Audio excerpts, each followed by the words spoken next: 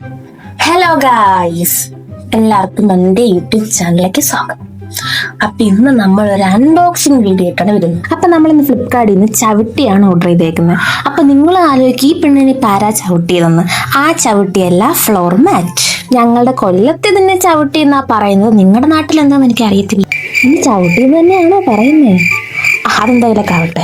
5 floor മാറ്റിനും കൂടി 211 രൂപയെന്ന് കണ്ടപ്പം ഫ്ലിപ്കാർട്ടിൽ നിന്ന് വാങ്ങിച്ചതാണ്. ഇത്രയും ലോ ബഡ്ജറ്റിൽ കിടക്കുമ്പോൾ സാധനം വെർത്താണോന്ന് നോക്കട്ടെ, അതുകൊണ്ടാട്ടോ മേടിച്ചത്. പിന്നെ അതുമല്ല, ഒരു അൺബോക്സിങ് വീഡിയോയും കൂടി എടുക്കാന്ന് വെച്ചിരുന്നേ. പിന്നെ ഡെലിവറി ചാർജ് കൂടെ കൂട്ടിയാണ് കേട്ടോ 211.